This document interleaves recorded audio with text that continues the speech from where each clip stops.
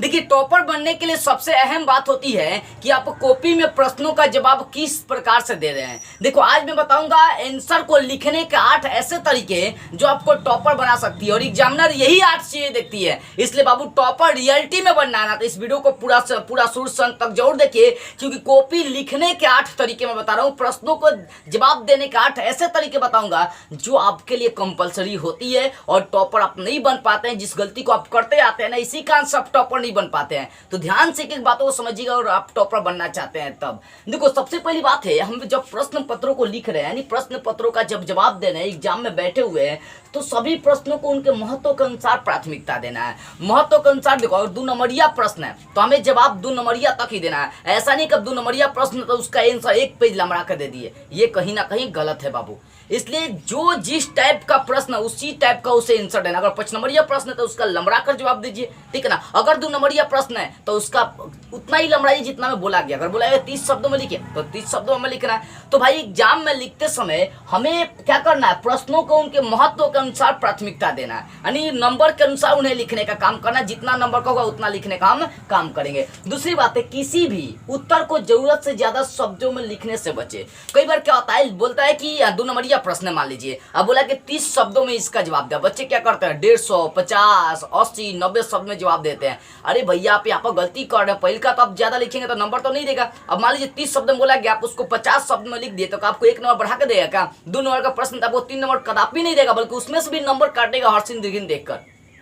अगर आपका वो प्रश्न 30 शब्द में लिखने के लिए बोल रहा है तो आप कम से कम 20-25 शब्द में लिखिए, या कम से कम 30-35-40 शब्द में लिखिए। और 50-60-70-80 शब्द में लिखिएगा तो लॉस आपका टाइम होगा, उसके बाद समय बर्बाद होगा, और नंबर भी आपको नहीं मिल पाएगा। इसलिए सब चीज को आपको ध्यान रखना है, समझ में ना। आपको क्या करना है, जरूरत से ज्यादा आंसर नहीं लिखना, जितना कहा जा रहा है उतना ही लिखना है। उसका तीसरी बात है विकल्प है। अब देखो, विकल्प क्या होता है, बोलता है कभी काल कि 10 प्रश्नों में से 5 प्रश्नों के जवाब दे, या 10 प्रश्नों में से 8 प्रश्नों के जवाब दे। विकल्प में से हमें प्रश्न चुनने के लिए बोलता है, उसमें से जो अच्छा होता है उसी के जवाब देना है। तो विकल्प में दिए गए प्रश्नों में से कोई एक प्रश्न चुनने में दिखाए सूझबूझ। और कई बार मान लो 10 प्रश्नों में से 5 प्रश्नों का जवाब देने के लिए बोला, 2 नंबरिया ही है, या मान लो 5 नंबरिया प्रश्न है, अब बोल रहा है इसमें 6 गो प्रश्न दिया, बोला है कि इसमें 2 गो प्रश्न का आप जवाब दीजिए। तो अब यहाँ पर उन प्रश्नों को हमें चूज करना है जिस पर पूरा हमारा कॉन्फिडेंस है, समझ में रहे ना। कई बार बच्चे टाइम बचाने के चक्कर में क्या करते हैं, उन प्रश्नों को चुन लेते हैं जो हार्ड उनको होता है। शुरुआती में लगता है कि बहुत सिंपल है, जब लिखना शुरू करता है तो बहुत हार्ड लगना शुरू होता है, जिसके कारण से उनके एग्जाम में नंबर कटना शुरू हो जाता है।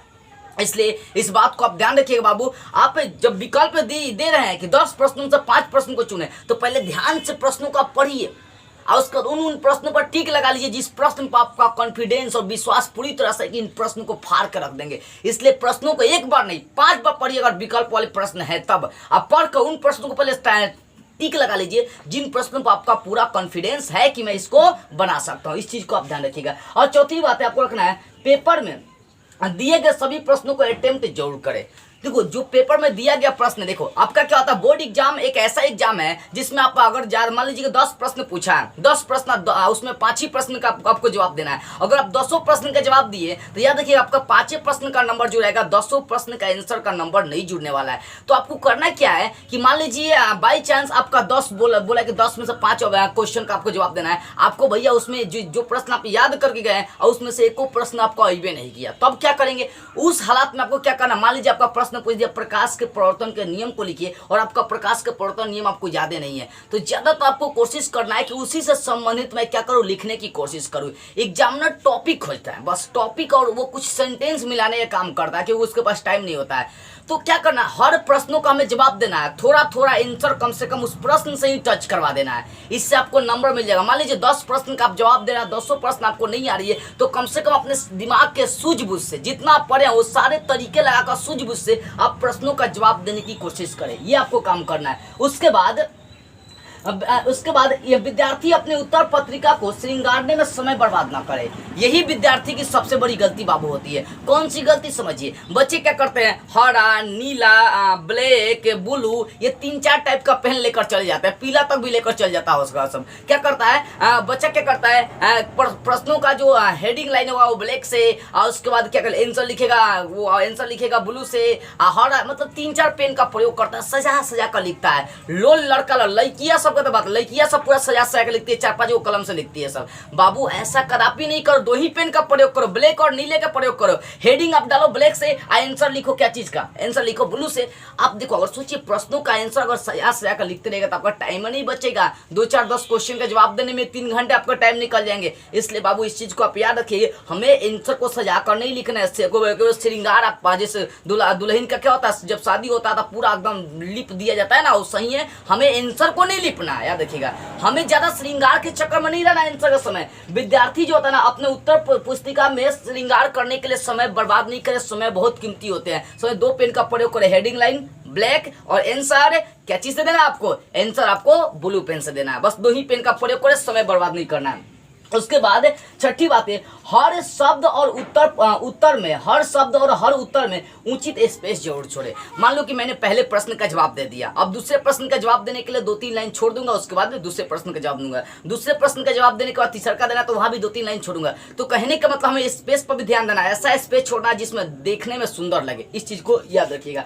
7वीं बात है, विद्यार्थी घबराए नहीं बल्कि शांत और केंद्रित रहे। एग्जाम के समय क्या होता है, बच्चे से कोई प्रश्न नहीं बच्चा बनता तो बच्चा घबरा जाता है। बाबू अगर आप घबरा जाओगे ना एग्जाम में, तो साल 1.5 साल 2 साल के महीने 2 साल के जो आपका मेहनत है ना, वो सारे बेकार हो जाएंगे। अरे एक प्रश्न नहीं बन रही है, दूसरा देखेंगे, दूसरा प्रश्न नहीं बन रही है, तीसरा देखेंगे। याद रखना 50 बार मैं बोलता हूं कि आप अगर एग्जाम देने गए ना, तो वहां पर प्रश्न आपका दुश्मन है, कलम आपका औजार है, और जहां पर बैठे हैं वो आपका युद्ध भूमि है और आपको लड़ना है। तो पहले उनसे लड़ना है जो कमजोर है।